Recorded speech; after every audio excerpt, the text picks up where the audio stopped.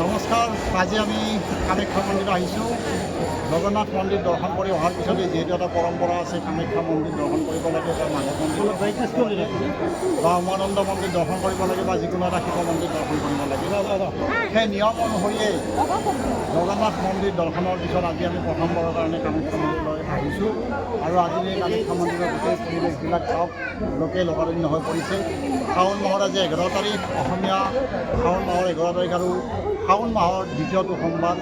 গতিকে এটা ধৰ্মীয় বাৰ হিচাপে আজিৰ এই বিশেষ বাৰটোতো বিভিন্ন ধৰণৰ অজস্ৰ ভক্তপ্ৰাণ ৰাইজে কামাখ্যা পীঠ দৰ্শন কৰিব অহাৰ লগতে ইয়াতে থকা যি 5খন আৰু পীঠ আছে, শিৱপীঠ, কৌটিলিংগকে আদি কৰি টকেশ্বৰ মন্দিৰ, সত্যজাত, এনেকুৱা ধৰণৰ 5খন শিৱপীঠ আছে। এই শিৱপীঠ মন্দিৰত বা আজি বিশেষত শাওণ মাহৰ দ্বিতীয়টো অসমীয়া সোমবাৰ হিচাপত কৌটিলিংগ মন্দিৰ দৰ্শন কৰিব আহিছে বিভিন্ন শিৱ ধৰ্মাৱলম্বী লোকসকল। গতিকে সেইসকলেৰো গোটেই ভৰি পৰিছে ইয়াৰ পৰিৱেশ। গোটেই বলবমৰ ভক্তসকল ইয়াত আছে আৰু এয়া মন্দিৰৰ বাহিৰভাগ, বাহিৰৰ দৃশ্য এয়া ধুনীয়া, লোকে লোকাৰণ্য হৈ পৰিছে কামাখ্যা পীঠত। মন্দিৰ ভাগৰ এয়া সন্মুখত আমিও দৰ্শন কৰিলোঁ, অতি ভাল লাগিল। মন্দিৰ দৰ্শন কৰি মা কামাখ্যাৰ আশীষ ল'লোঁ। গতিকে সকলোৰে ইয়াৰ জৰিয়তে, ভিডিঅ'টোৰ জৰিয়তে মই মংগল কামনা কৰিলোঁ। লগতে এই চেগতে মই এতিয়া ইয়াতে এটা থকা অন্যতম শিৱ মন্দিৰ টকেশ্বৰ মন্দিৰ। গতিকে টকেশ্বৰ মন্দিৰ দৰ্শন কৰিবলৈ যাম। টকেশ্বৰ মন্দিৰতনো কি আছে, কি দেৱতা আছে, কেনেকুৱা আছে দেখুৱাবলৈ যত্ন কৰিম। আহক আমি এতিয়া এই কামাখ্যা মন্দিৰৰ পিছতে টকেশ্বৰ মন্দিৰলৈকে যাওঁ। নমস্কাৰ। আজি আমি কামাখ্যা মন্দিৰত আহিছিলোঁ। ইতিমধ্যে জগন্নাথ মহাপ্ৰভুক দৰ্শন কৰি অহাৰ পিছত যিহেতু নিয়মমতে এটা লোকাচাৰ অনুসৰি কামাখ্যা পীঠ দৰ্শন কৰিব লাগে বা যিকোনো এটা শিৱ মন্দিৰ দৰ্শন কৰিব লাগে, মাধৱ মন্দিৰ দৰ্শন কৰিব লাগে, সেই সূত্ৰে আমি কামাখ্যা মন্দিৰত আহিছিলোঁ।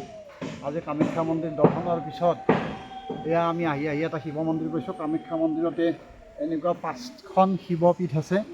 ইয়াৰ ভিতৰত এইটো এটা অন্যতম শিৱপীঠ। এই মন্দিৰটোৰ নাম হৈছে টকেশ্বৰ মন্দিৰ। আৰু এই টকেশ্বৰ মন্দিৰৰ একেবাৰে ভিতৰ ভাগটো আমি দেখুৱাব নোৱাৰোঁ বাৰু, কিন্তু সন্মুখৰ এইখিনি, এয়া সন্মুখখিনিত কিছুমান কাম মন্দিৰ কমিটিয়ে হয়তো কৰি আছে, নতুনকৈ নিৰ্মাণৰ কাম কিছুমান চলি আছে। যিয়ে নহওক, মন্দিৰ পীঠত আহিলোঁ। ভিতৰৰ পীঠ এতিয়াও দৰ্শন কৰিব পৰা নাই, যিহেতু আজি শাওণ মাহৰ এটা অন্যতম সোমবাৰ আৰু এই সোমবাৰটোত মন্দিৰ পীঠৰ ভিতৰত ভোগ দিয়াৰ ব্যৱস্থা চলি আছে। গতিকে আমি এয়া সন্মুখ ভাগত এয়া ভিডিঅ'খিনি নিৰ্মাণ কৰিলোঁ। কেতিয়াবা আহিব পাৰিলে আপোনালোকে আহিবলৈ চাব। এয়া যে খটখটি দেখিছে, এয়া খটখটি, সেই খটখটিৰে নামি আহিব পাৰি এনেকৈ মন্দিৰ ভিতৰত। এইটো এটা ৰাস্তা আছে, এনেকুৱা আহিব পাৰি। কামাখ্যা পীঠৰ পিছ দুৱাৰৰ পৰা এটা ৰাস্তা সোমাই আহিছে টকেশ্বৰ মন্দিৰলৈকে, আৰু এই ৰাস্তাটোৰে গোটেই নামি গৈ পাণ্ডু উঠিব পাৰি। গতিকে একেবাৰে সহজ বা ওচৰতে পোৱা এটা শিৱ মন্দিৰ। মন্দিৰৰ এইখিনি বাহিৰ ভাগ আৰু ভিতৰৰ ভাগত এয়া ইতিমধ্যে মন্দিৰৰ পূজাৰী ওলাইছে। তাৰে তেওঁলোকৰ যি নিত্যানৈমিত্তিক পূজা পাৰ্বণ হয়, এই পূজা পাৰ্বণৰ অন্তত এতিয়া পূজাৰী ওলাইছে আৰু আমিও হয়তো দৰ্শন কৰিবলৈ যাম।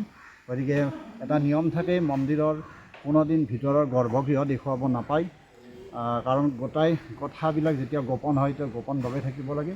আপোনালোকে আহিব, এই মন্দিৰত দৰ্শন কৰিব, লগতে এই কামাখ্যা পীঠতে আৰু অন্যতম 5খন দেৱালয় আছে বা পীঠ আছে, সেই পীঠখিনিও মই দেখুৱাবলৈ চেষ্টা কৰিম। আজিৰ এই বাৰ্তাটোৰ পৰা বিদায় মাগিছোঁ। নমস্কাৰ।